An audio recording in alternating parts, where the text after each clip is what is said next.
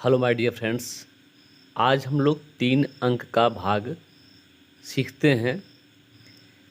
3 अंक का भाग हम 2 तरह से सीखते हैं। आज पहला देखते हैं कि 145 से भाग देना है 9,54,390 में।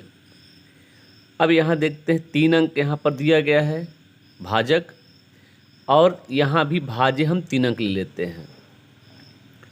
और इकाई, दहाई, सैकड़ा, तो इकाई छोड़ देते हैं, दहाई और सैकड़ा पकड़ते हैं। 14 का पहाड़ा पढ़ते हैं 95 में। तो 14 का पहाड़ा पढ़ते हैं कि 6 के 95 के ऊपर न जाए, तो ये 6 बार देखते हैं इसको।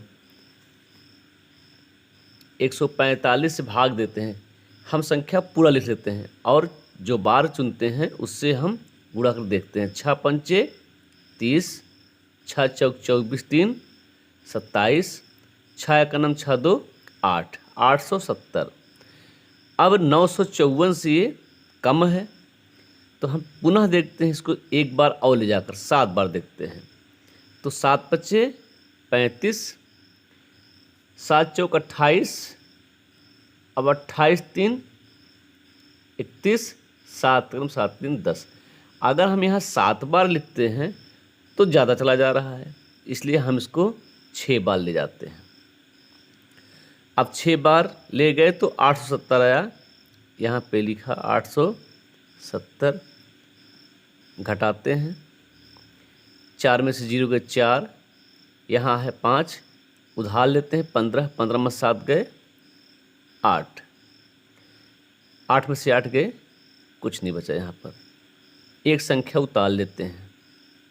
पुनः हम देखते हैं कि अब 145 से कितनी बार जा रहा है।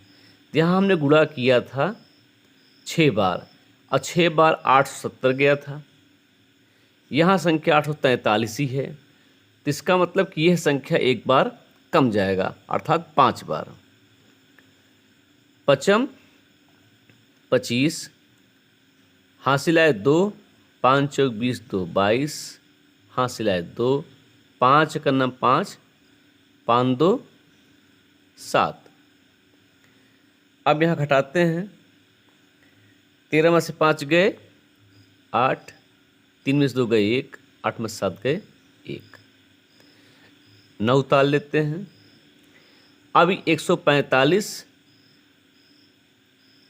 1189 में कितनी बार जाएगा चेक करते हैं इसको हम। क्योंकि हमने 6 से गुणा किया था तो 870 गया था, 7 से किए थे तो 1015 गया था। इसका मतलब कि एक संख्या अधिक जाएगा। चेक कर लेते हैं। 8 पंचे 40, 8 चौक 32 4 36, और 8 9 8 3 11, 1160, अर्थात 1189 से कम है, इसलिए हम 8 बार ले जा सकते हैं। देखते हैं 1160 माइनस करते हैं, 9 में से 0 गए 9, 8 में से 6 गए 2, ये सब कट गया। अब यहाँ अंतिम संख्या क्या बचा है 0, और हम देखते हैं कि 145 को 2 बार ले जाते हैं तो ये हमारा पूरा कट जाता है। 2 पंचे 10, 2 चौक 8 1 9, 2 एकन्नम 2। ये तो हम लोग पहला नियम सीखे हैं। दूसरा, जहाँ तक हम मानना है कि अगर हम इसी संख्या को दोबारा चेक करते हैं, 145 से भाग देते हैं 9,54,390 में, तो हम सीधे भाग ना देकर सबसे पहले करते हैं कि 145 गुणे 2,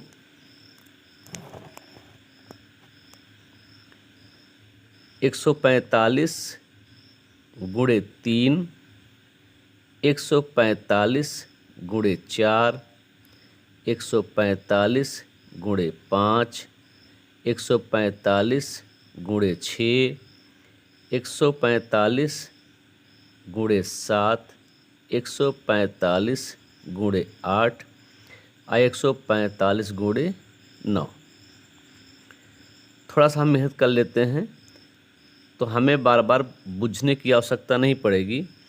तो 145, 2 पंचे 10, 2 चौका 8 9, 2 एक 9 2, 3 पचे 15, 3 चौक 12 1 13, 3 एक 9 3 1 4, 4 पंचे 20, 4 चौक 16 2 18 और 4 एक 9 4 1 5, पचम 25, 5 चौक 20 2 22, 5 एक 9 5 2 7, 6 पंचे 30, 6 चौक 24 3 27, 6 एक 9 6 2 8।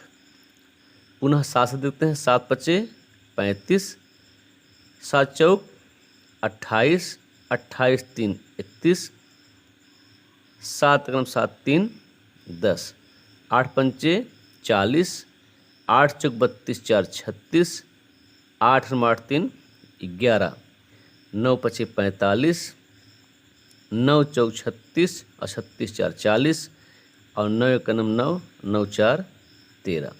ये हम 2 से 9 तक का पढ़ा लिख लिए। अब हम देखते हैं, यहाँ 3 अंक लिए हैं, यहाँ भी 3 अंक है। अब 954 के पास कौन संख्या जा रहा है? 870 जा रहा है। मतलब 1015 से नीचे 954 और 954 से नीचे 870।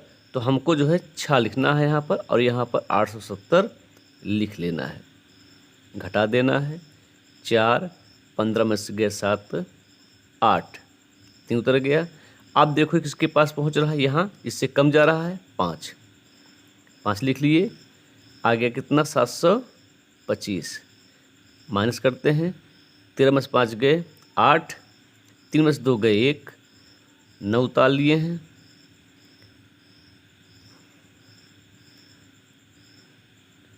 और यहाँ 1। अब देखो कितनी बार जाएगा ये? 1189 है और 1015 के पास में जा रहा है कि 1160। तो 1160 पहुँच रहा है। तो इसको हम क्या करेंगे? 8 बार ले जाएंगे। 1160 घटा देते हैं। 9 2 0 और 290 2 को बजा रहा है। इस तरह से हम देखते हैं कि गुणा करके हम जो है बार बार बूझने से फुर्सत पा जाते हैं। तो इन दोनों तरीकों में कौन सा तरीका आपको आसान लगता है, इसे हमें बताइएगा। धन्यवाद।